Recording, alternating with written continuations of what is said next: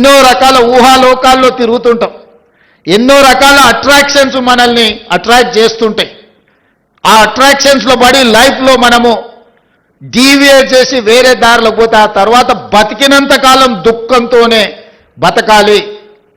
25 ఏళ్ళ లోపల మీరు లైఫ్లో సెటిల్ అయితే మనం 70-75 సంవత్సరాల ఒకవేళ బతికినాం అంటే 50 సంవత్సరాల ఆత్మగౌరవంతో సమాజం మనల్ని గొప్పగా గౌరవిస్తూ ఉంటుంది. మనం జీవితంలో రాణించవచ్చు.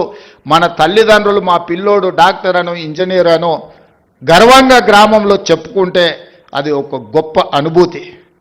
కానీ మొదటి 25 సంవత్సరాలు ముఖ్యంగా 15 ఏళ్ళ నుంచి 25 ఏళ్ళ వయసులో తప్పుదారి పడితే ఆ తర్వాత జీవితాంతం తల్లిదండ్రులు కూడా తలదించుకునే పరిస్థితి, మన కన్న తల్లిదండ్రులకు మనం పెరిగిన గ్రామానికి కూడా చెడ్డ పేరు వస్తుంది.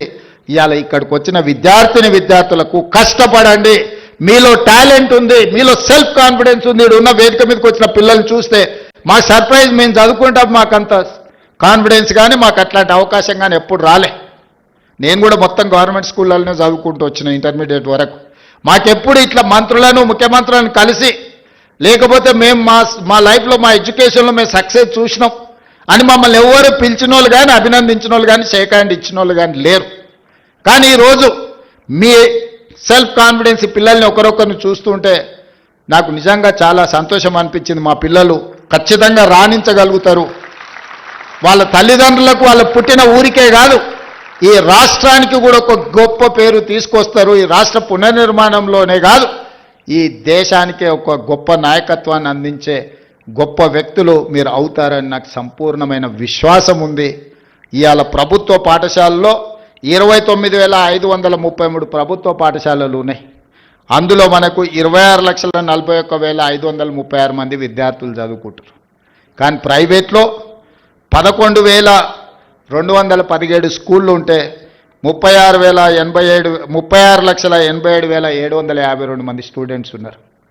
మరి నేను ఒకటే అడుగుతున్నా ఈ వేదిక మీద నుంచి మా సిబ్బందిని కానీ ప్రజాప్రతినిధులు కానీ ఇక్కడికి వచ్చిన విద్యార్థులు, ప్రైవేట్లో 11,000 స్కూళ్ళల్లో 36 లక్షల మంది చదివితే గవర్నమెంట్లో 26,000 స్కూళ్ళల్లో 24 లక్షల మంది చదువుకుంటున్నారు. ఎక్కడో మనం ఇంకా మన విశ్వాసాన్ని పెంపొందించుకోవాల్సిన అవసరం ఉంది. నమ్మకం కలిగించాలి. ఈరోజు పేదలకు సంపూర్ణమైన విశ్వాసం ప్రభుత్వ పాఠశాలల్లో రెసిడెన్షియల్స్ కావచ్చు, కస్తూర్బా కావచ్చు, అంగన్వాడీ కావచ్చు, పునాదులు పడాలి.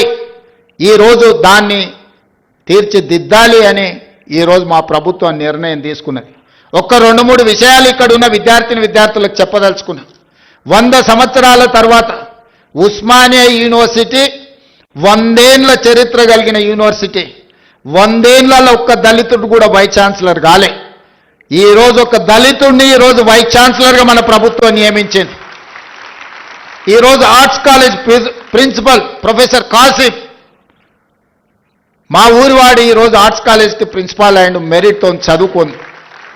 ఇవాళ అంబేద్కర్ యూనివర్సిటీకి డాక్టర్ గంటా చక్రపాణి, ప్రొఫెసర్ చక్రపాణి ఈరోజు వైస్ ఛాన్సలర్గా ఉన్నాడు. ఇవాళ రాజీవ్ గాంధీ IIIT మీరు చదువుకోబోయేదానికి గోవర్ధన్ ఈరోజు మీకు వైస్ ఛాన్సలర్.